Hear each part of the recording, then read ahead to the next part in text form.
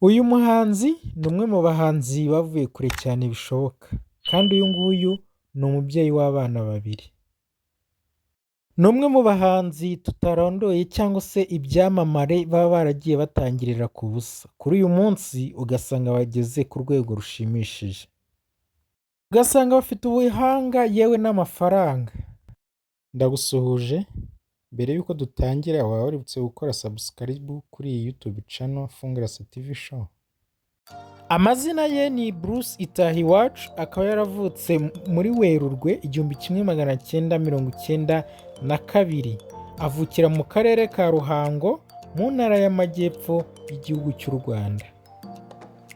Uyu ni mwene Gervin Bihangana, yewe ndetse na mama akaba yitwa Muteteri Valenti. Gusa aba bombi bo bamaze kwitaba Imana. Mama Bruce Melody we yaje kwitaba Imana mu mwaka w'2012. Ni ukuvuga ngo ubwo icyo gihe Bruce Melody yari afite imyaka 20 y'amavuko. Ubu ngubu Bruce Melody asigaranye abavandimwe be batatu, yewe we akaba ari umwana wa kabiri. Uyu Bruce Melody amashuri y'abanza yayize i Kanombe, naho ayisumbuyeyo yayize muri Rwamagara Islamic School.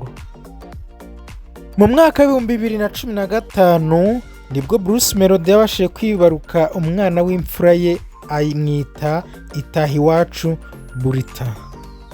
Uyu akaba yarabashije kumukurikiza umwana we wa kabiri cyangwa se uwo wakita ubuheta mu mwaka w'2019 mu Kwakira itariki 24. Icyo gihe Bruce Melody abyara imfura ye ni nabwo yabashije gutangaza mu itangazamakuru yuko afite umugore. Gusa ngo Bruce Melody umugore we akaba yaramubujije gutangaza mu itangazamakuru ibijyanye nawe kubera yuko atabikunda. Uyu nguyu bakaba bamaze kubyarana abana babiri, gusa wibuke neza ko batigeze basezerana mu buryo bwemewe n'amategeko. Melody avuga yuko ubukwe azabukora kuko ibi nabyo ngo biri mu nshingano ziwe. Muhaye ikaze mu kiganiro. Ngiye wumva nitwa Mwizerwa Patrick. Iyi ni Fungurasa TV show. Ikaze mu kiganiro. Twifashishije imbuga zigiye zitandukanye cyane cyane nk'iyi Wikipedia, tugiye kugaruka ku buzima bw'uyu muhanzi Bruce Melody, uyu nguyu wabaye icyamamare. Ni mu ncamake. Nanone twongeye tugaruke ku rugendo rwe rw'umuziki muri rusange kuva ku munsi wa mbere kugeza kuri uyu munsi turiho.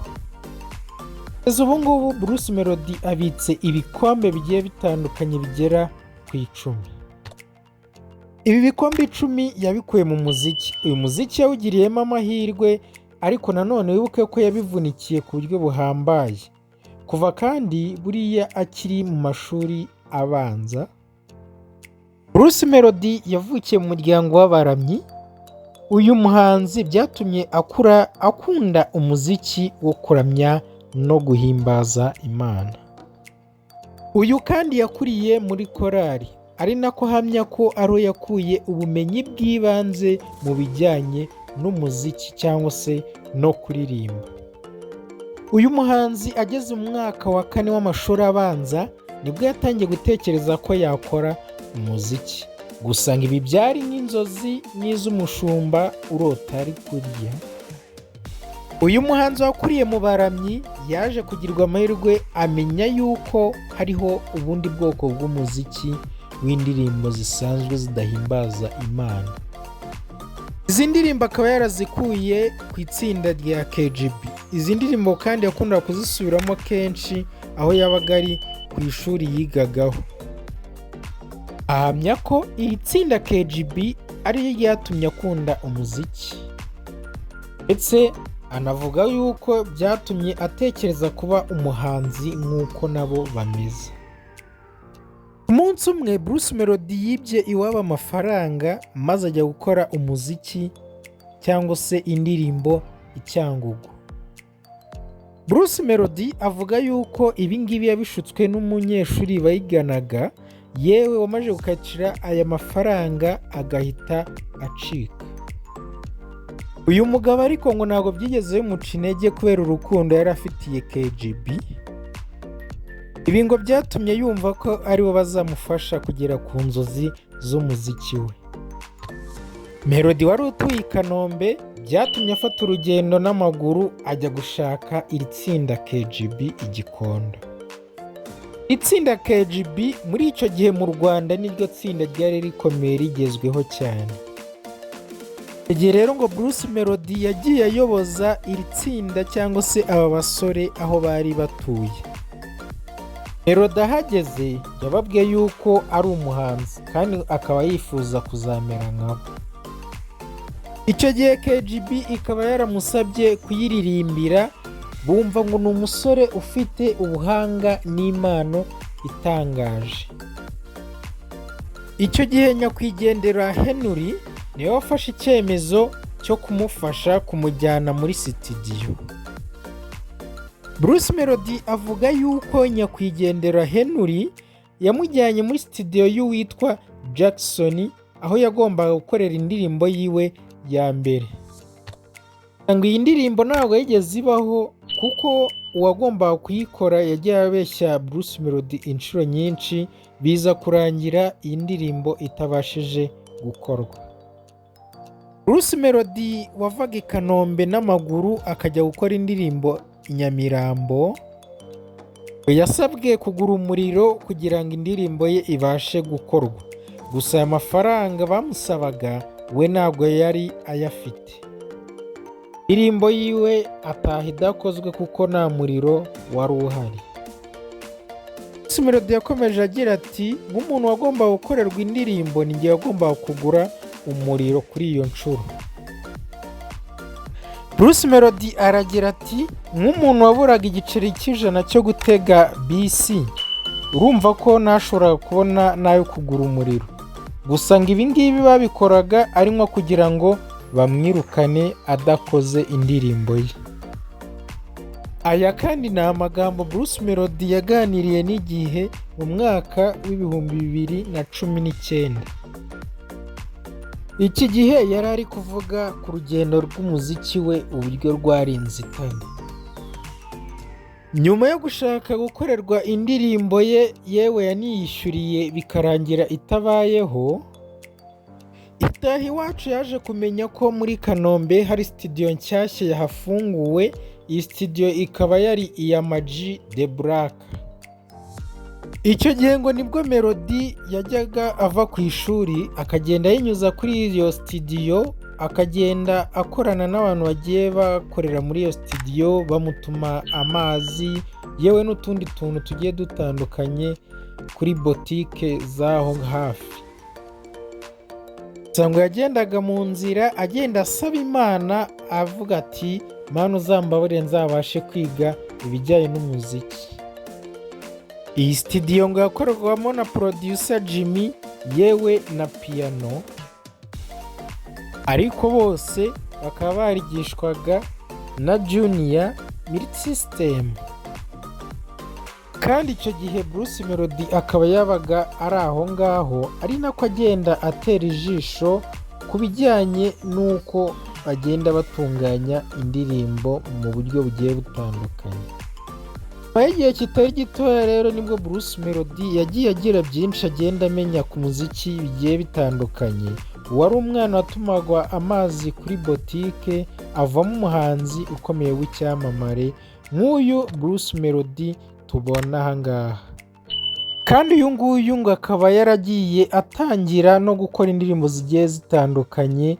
Melody ahamya ko yafashijwe n'urukundo yewe n'uburyo yemeraga umuziki ari byo byatumye bimufasha koroherezwa no kumenya gutunganya indirimbo. Nyuma rero gatoya yo gutangira kumenya gukora indirimbo zigiye zitandukanye, uyu musore yirukanwe muri studio ya Ama-G The Black.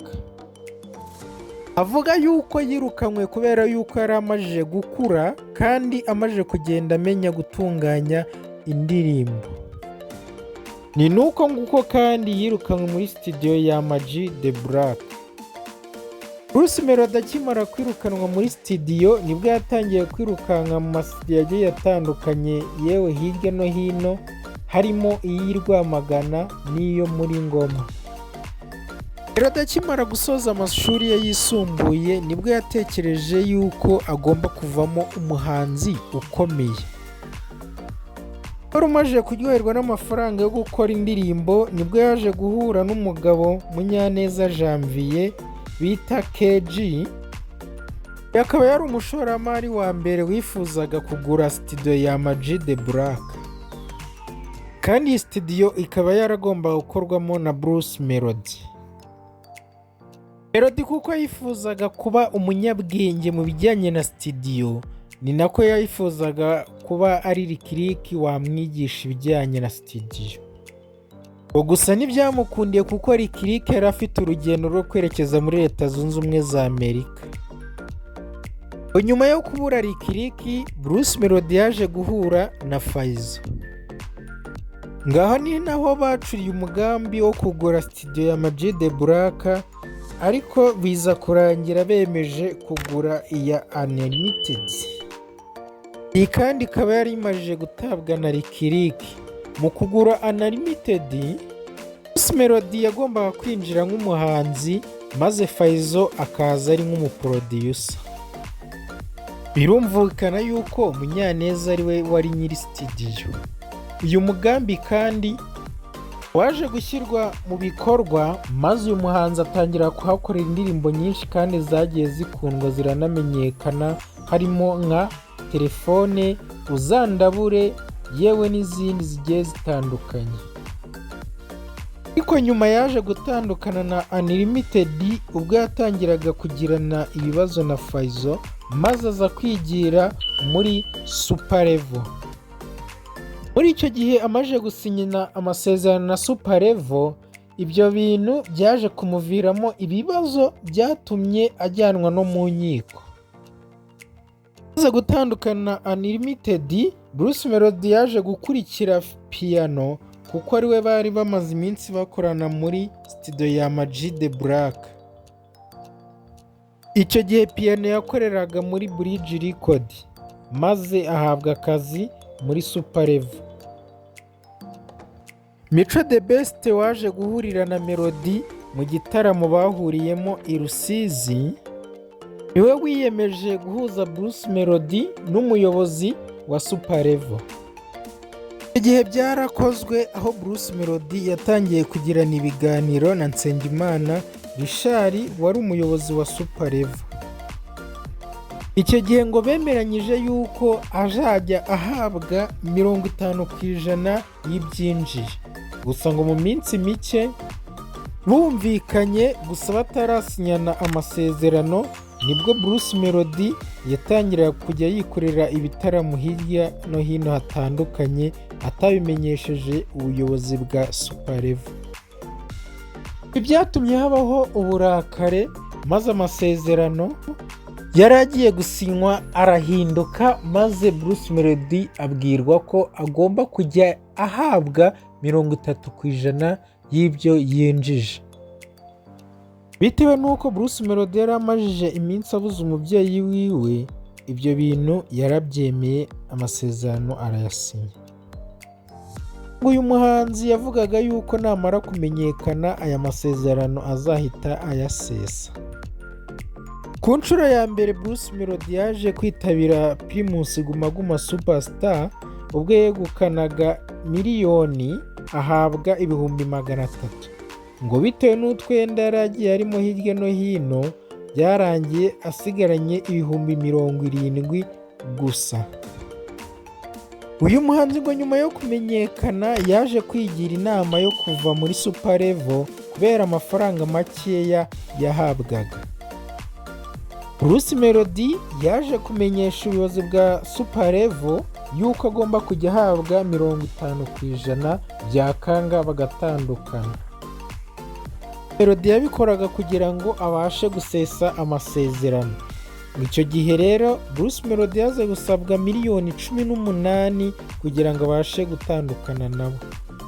Ibi ngo Melody yavuze yuko byari nko kumunaniza, gusa ngo baje kujya mu nkiko Melody birangira bemeje ko agomba kwishyura miliyoni 2 gusa.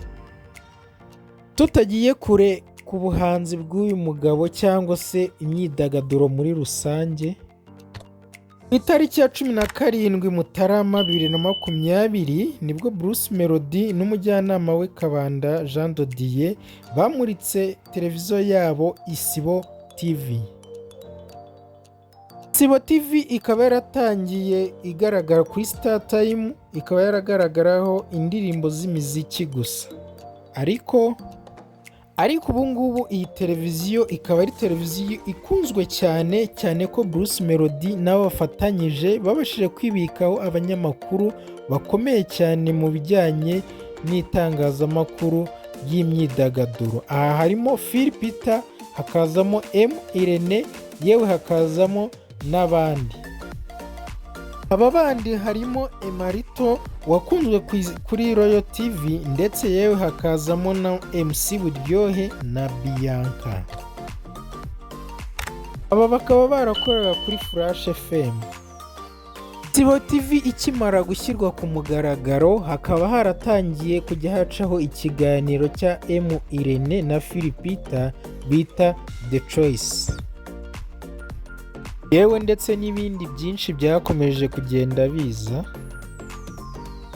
Ubwo iyi televiziyo yamurikaga, Bruce Melody yatangaje ko ishyiriweho urubyiruko, izajya itambukaho ibiganiro by'urubyiruko. Icyo gihe Bruce Melody yabajijwe niba ashaka ko bayita Isibo, ubundi buriya byaba bivuze iki. Aha Bruce Melody yasubije yuko Isibo ari ijambo rivuga ubufatanye, ashaka kuzajya afatanyiriza hamwe n'abanyarwanda guteza imbere ibijyanye n'imyidagaduro ikagera kure. Akomeje avuga yuko Isibo kandi izakomeza guca kuri Star Time, yewe no ku yandi masheni agiye atandukanye abasha kuboneka hano mu Rwanda.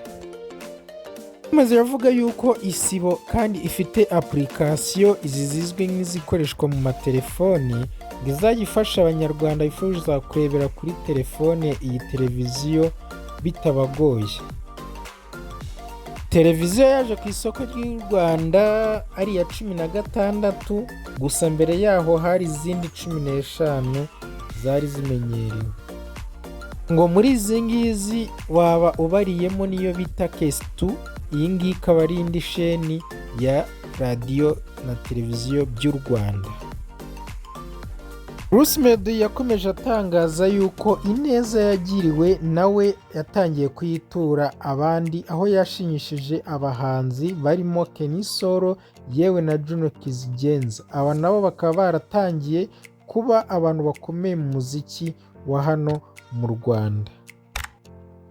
Bruce Melody watangiye umuziki ku buryo bugoranye bumuhangayikishije cyane, ubu ni umwe mu bahanzi bakomeye muri iki gihugu cy'u Rwanda yewe no hanze yacyo, aho ejo bundi haherutse kujya muri Amerika akorana indirimbo n'umuhanzi ukomeye cyane bita Shaggy.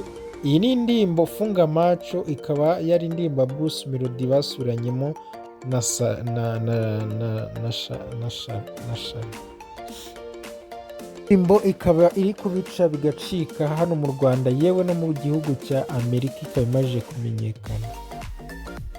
Kandi yagiye abasha kugenda atsindira ibihembo bigiye bitandukanye, amawadi agiye atandukanye hirya no hino hano mu gihugu cy'u Rwanda. Yewe yabashije no kwitabira iyo bita Kog Studio, cyane ko anatangaza yuko ari muri kimwe mu byabashije kumuzamurira umuziki n'ubwenge mu bijyanye n'umuziki. Uyu mwumvaga yari Mwizerwa Patrick kuri Fungurase TV show. Nakagaruka tuzakomeza kuganira ku biganiro bigiye bitandukanye, tukwibutsa gukora subscribe yewe ukora share kugira n'abandi bajye babasha kubona ibingibi tuba twabateguriye. Turi kumwe, murakoze, mugire ibihe byiza.